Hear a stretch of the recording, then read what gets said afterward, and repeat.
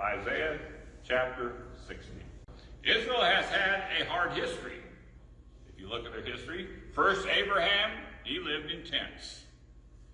And then going from there to the people being slaves in Egypt. And later they were exiled in Babylon. Then they were back in their land under the control of the Greeks, and then under the control of the Romans during the time of Jesus. Then they were banished while Muslims took over their land. Then millions were murdered in the Holocaust. Right? Then finally back in their land, but constantly threatened by neighbors who want to wipe them off the face of the earth. Even today, there are places in their own country where Jews are not allowed to go because their enemies are there. So, the people of Israel have had a hard life. But someday that will end. Their future will be glorious. This chapter is about that. The glory of Israel. The glory of Israel. This chapter lists 6 blessings that Israel will receive. Number 1, a light in a dark world. Look at verse 1. Arise, shine, for your light has come, and the glory of the Lord rises upon you. See, darkness covers the earth, and thick darkness is over the peoples. But the Lord rises upon you, and his glory appears over you. Nations will come to your light, and kings to the brightness of your dawn. Do you see the picture here? The world is covered with total darkness.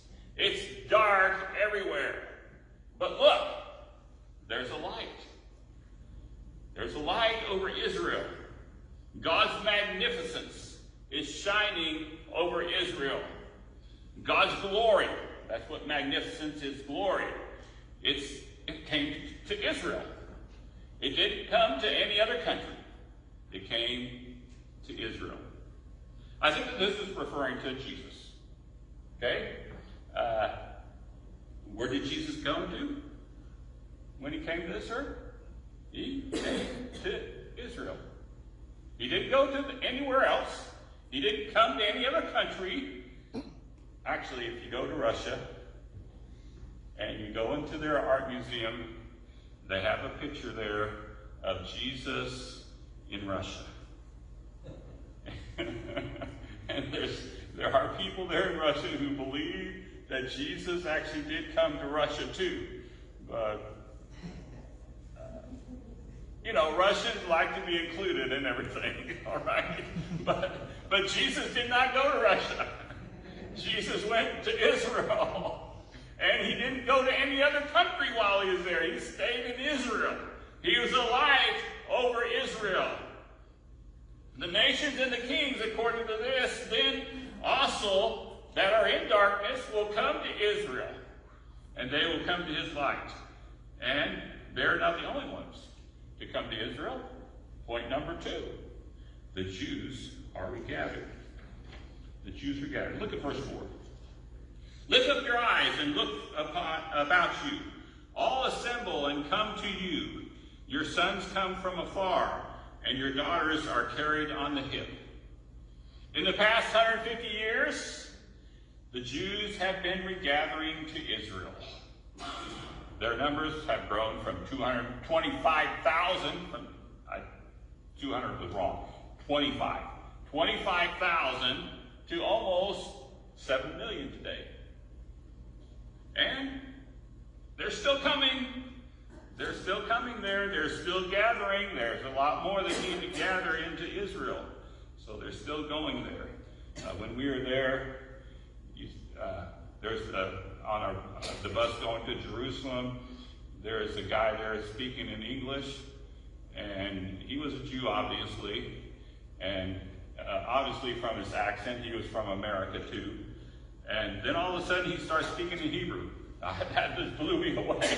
So evidently he was familiar with that area, and I'm sure he had come from America to be in Israel. There is a regathering, and the regathering is still happening of the Jews going there. Point number 3. Great wealth comes to Israel. Look at verse 5. Then you will look and be radiant. Your heart will throb and swell with joy. The wealth on the seas will be brought to you. To you the riches of the nations will come. Herds of camels will cover your land, young camels of Midian and Ephah. And all from Sheba will come, bearing gold and incense and proclaiming the praise of the Lord. All Kedar's flocks will be gathered to you. The rams of Nebaioth will serve you. Now, Kedar and Nebaioth are the sons of Ishmael, or were the sons of Ishmael. And so that goes down to the Arabs and most likely Muslims. And so that's what they're talking about there, their flocks and their rams. And they will be accepted as offerings on my altar. And I will adorn my glorious temple. Verse 8, who are these that fly along like clouds, like doves to their nests? Surely the islands look to me. In the lead are the ships of Tarshish, bringing your children from afar, with their gold and silver, their silver and gold, to the honor of the Lord your God, the Holy One of Israel, for he has endowed you with splendor. The gathering is continuing, and here it is, it's continuing. People, not just Jews though, people are coming to Israel. With them, they bring wealth. They bring wealth in the Jewish people. But look at the great wealth that comes to Israel. It lists several things here. The wealth on the seas, the riches of nations, herds of camels, gold, incense, praise for God, sacrifices once again in the temple, sacrifices from maybe Muslims, but at least Arabs, the descendants of Ishmael. The Jews coming also with silver and gold. Israel will be endowed with splendor. But that's not all. Look at verse 4. Or not verse 4, number 4. Foreigners will serve Israel. Foreigners will serve Israel. Verse 10. Foreigners will rebuild your walls, and their kings will serve you. Though in anger I struck you, in favor I will show you compassion. Your gates will always stand open. They will never be shut, day or night, so that people may bring you the wealth of the nations, their kings led in triumphal procession. For the nation or kingdom that will not serve you will perish. It will be utterly ruined. So here, foreigners are rebuilding Israel's walls. And that's what it says they will do. The gates will not be closed day or night. Why? So that people can bring wealth to Israel. Those who refuse to serve Israel will be ruined. This is what the word of the Lord says. Point number 5. Jerusalem will be known as God's city. Verse 13. The glory of Lebanon will come to you, the juniper, the fir, and the cypress together, to adorn my sanctuary. And I will glorify the place for my feet. The children of your oppressors will come bowing before you. All who despise you will bow down at your feet, and will call you the city of the Lord, Zion of the Holy One of Israel. Jerusalem. So this is talking about Jerusalem. It doesn't say it, but from what we can tell, it's talking about Jerusalem. Jerusalem will be magnificent, and it will be beautiful. Everyone, even the enemies of God, will come to Jerusalem and bow before the Jews. When you bow before someone, that's showing that you respect them. It's showing that you value them and place them in a higher place in yourself. It's you submitting yourselves to them. And here the enemies of Israel, of the Jews, will do that. This is one of the blessings that Israel will see. That's Jerusalem. And number 6, peace and prosperity forever. Verse 15. Although you have been forsaken and hated, with no one traveling through, I will make you the everlasting pride and the joy of all generations. You will drink the milk of nations and be nursed at royal breasts. Then you will know that I, the Lord, am your Savior, your Redeemer, the mighty one of Jacob. Instead of bronze, I will bring you gold, and silver in place of iron. Instead of wood, I will bring you bronze, and iron in place of stones. I will make peace your governor, and well-being your ruler.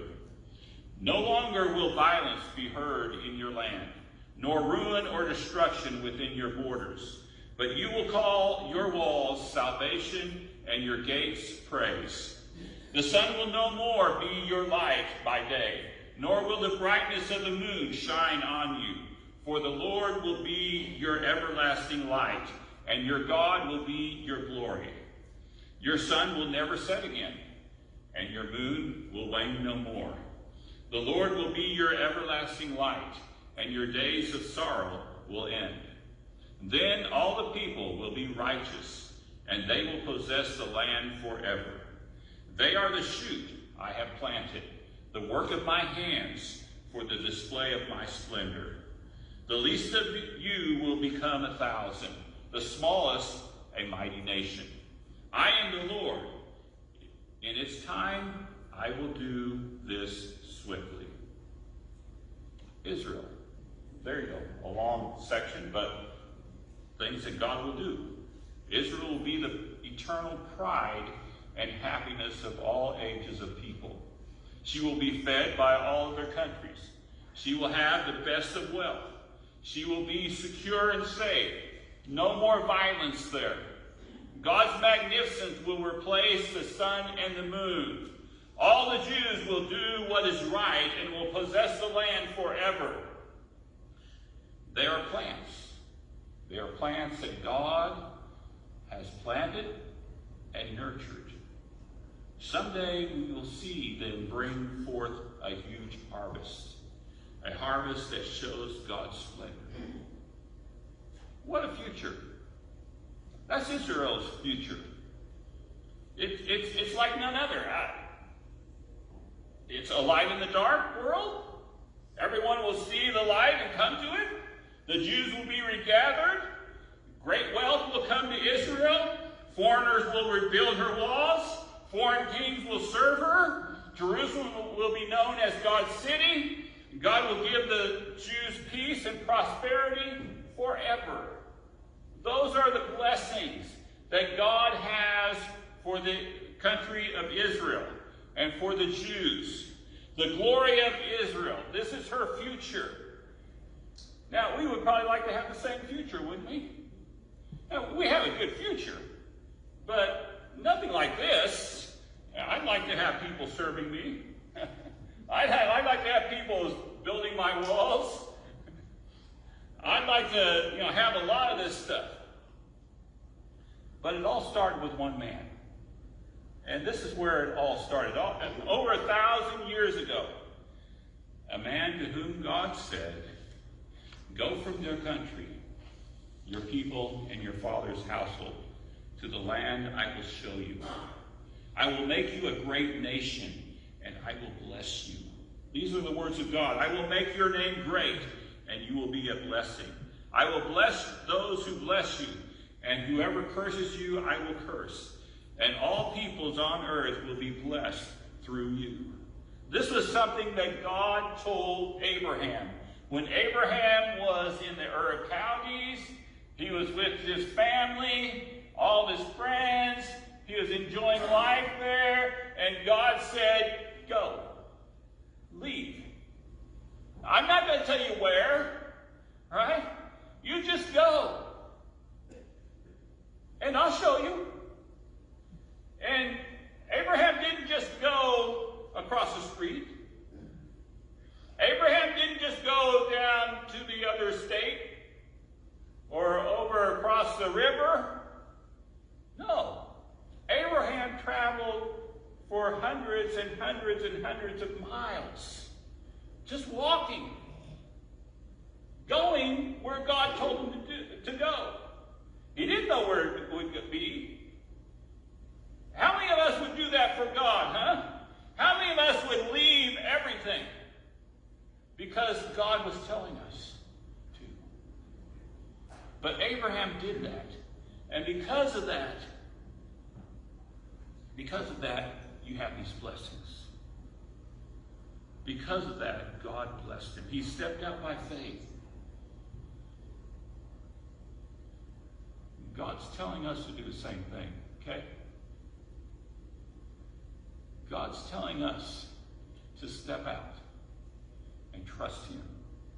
He's telling us to leave the things behind and go into another world, a world that is a spiritual world, a world where God exists.